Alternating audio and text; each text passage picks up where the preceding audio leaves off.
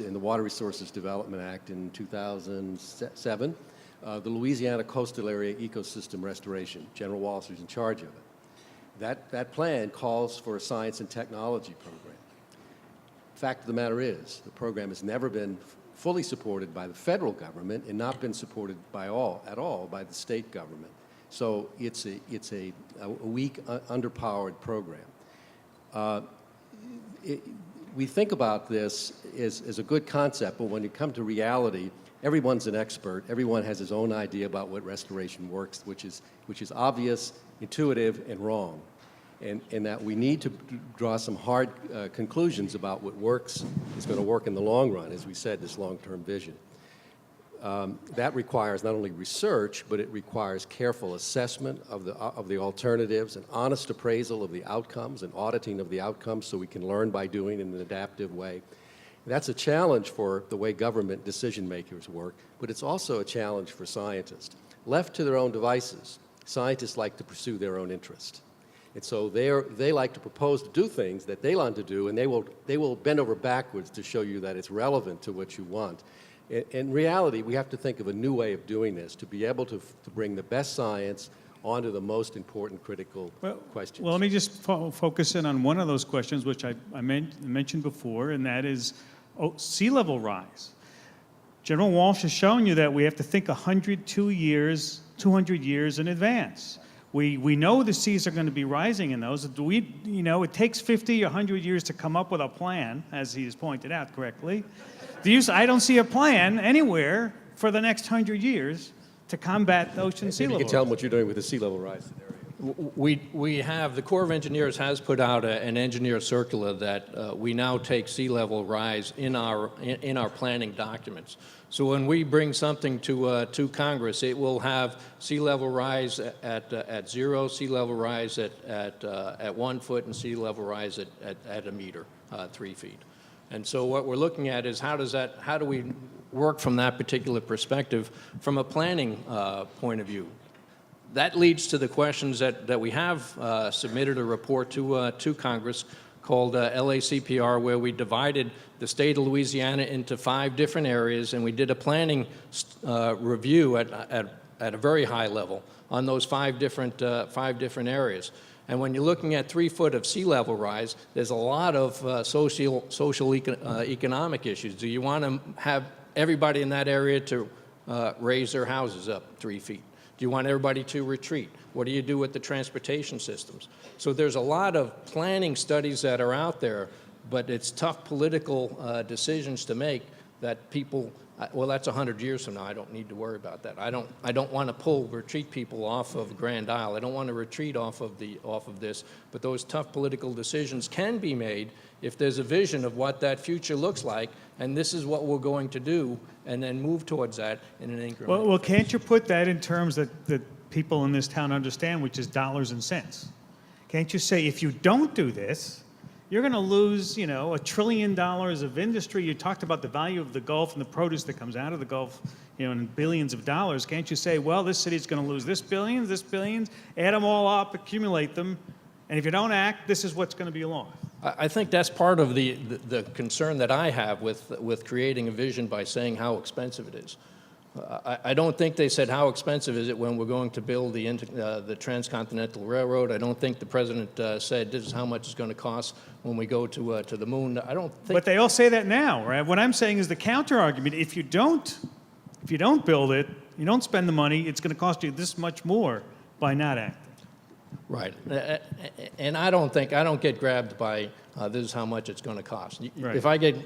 We're going to create a vision where the people can, as you can see on my slide, live in a safe area and recreate and all of the other things. I think that captures me more than it's going to cost me $1 billion.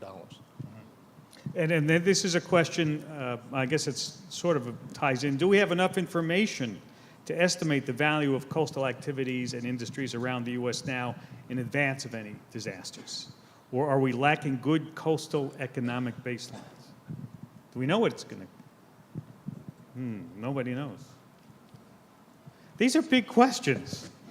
Maybe are they too We big? think- Are we they think too we- big a question for us to handle? As a, We think we know it. I as mean, a we had society. a panelist earlier who Yeah. is an economist who gave some estimates and numbers.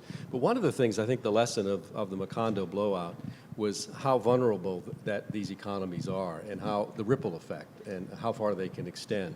So we know this in a proximal sense. We know the seafood harvested, the shipping, but we don't necessarily fully understand the consequences of a big disruption to the tourist economy that occurred throughout the Gulf of Mexico, not only in the areas that saw oil coming ashore, but you know, the areas in Tampa Bay in Florida suffered economic problems because people just didn't come.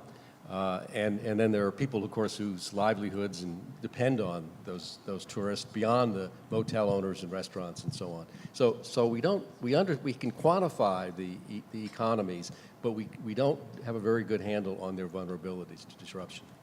And it's a question that I guess is, what do you hope the general public does with the information they're learning today about that sort of question and the oil spill issues, long-term effects, money, yada, yada, yada? One thing we hope the general public does is get involved in the process. There are going to be a lot of decisions made, and those decisions need to be vetted in the public 100%. So in Mississippi, and I think the same, and I know in Alabama as well, their state commissions that their governors established now have those two reports out for public comment for 30 days. So we hope that the public will get involved, and we hope that the public will find ways to be supportive of the things that their business leaders and their environmentalists and are saying are important things to do. Because without public support, you don't get much movement at the levels such as Congress where the funds can actually come from to implement those kinds of things. So, go ahead. I'm Yeah, sorry. I guess I would just add that hopefully folks in this room, if you didn't already, understand the incredible value of this part of our country, and not just for our regional economy, but to the nation.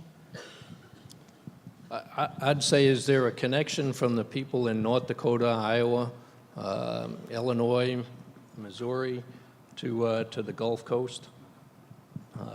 And until they recognize Well, that, tell us that, because you're an expert on what happens when you farm in the Midwest, what happens down in Louisiana. well, The connection. yes, the connection is through navigation. Is how do they get their grain out to the world market? Now, does the farmer in Cedar Rapids or Fargo-Moorhead? They've been fighting floods now for the last 3 years with the heavy snowfalls, and they'll probably go through a heavy flood season again. You've probably seen them putting sandbags protecting their city for the last 2 years. Are they concerned about what's happening to the Gulf Coast? And they should be.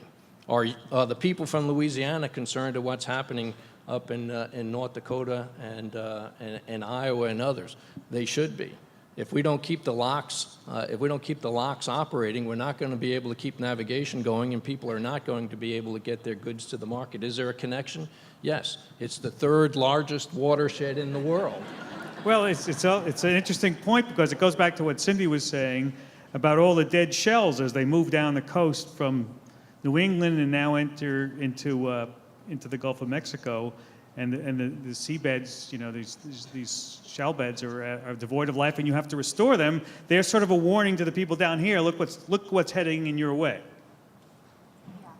That's right, and ironically, those of you who enjoy oysters on the half shell here in Washington, D.C., very likely get your oysters from the coast of Louisiana or the Gulf Coast. So, There used to be a saying, I remember Shoals Restaurant, I don't know if you've been around 40 years, there used to be Shoals Cafeteria here with the slogan, I'm sure it's the same, the oysters you eat today slept last night in Chesapeake Bay. Not anymore.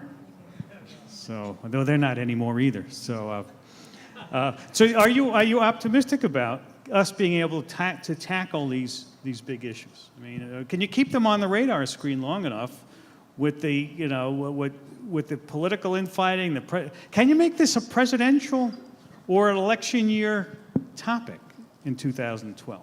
Can you keep this on the radar screen that long?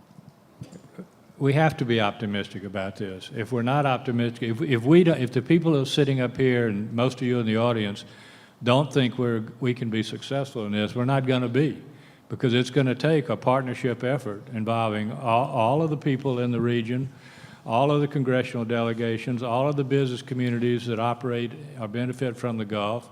It will, as you say, General, it will take partnerships between the Gulf area and the people in Iowa, which, as you know, there is a partnership there where we've had a farmer-farmer exchange, and farmers from up there have come to the Gulf, and farmers from the Gulf have gone to Iowa, looked at how we do business, and put in some programs in place in Iowa that have reduced nutrient output from farms by as much as 70%.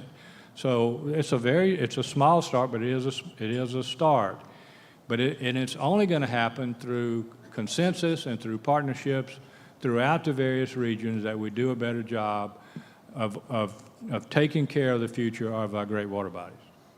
Well, last There words? are two big issues, I think, now that are on the public plate in terms of national public policy that have come out of this bill, and our commission report deals with both of them. One is that, and I'm thinking of the people in Houma, Louisiana are really upset because the government's slowing down drilling, and we want to put people back to work and get more drilling.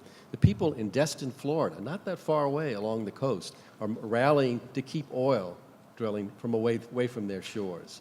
So we have to realize that there are costs and benefits involved here, and that we all, as Americans, need to stand up and say, if we're going to depend on the Gulf of Mexico for this resource, we have to insist through Congress, through our elected officials, that it's done safely. Secondly, that there's a realization, I think, because of this, that because of the long-term degradation of this system, most of it, as General Walsh indicated, for navigation, for oil and gas production, are done in the national interest. And now we have, with this opportunity we have because of these penalty funds, to dedicate this for smart, effective environmental restoration that could transform and make this area more resilient to future problems, whether the oil and gas development, climate change, sea level rise, and the like. All right, you got the last word today. General Michael Walsh, Don Bosch, William Walker, and Cindy Brown, thank you all. We'll be talking about this on Friday at Science Friday here right in the building if you want to talk more about it. Thanks for all coming today.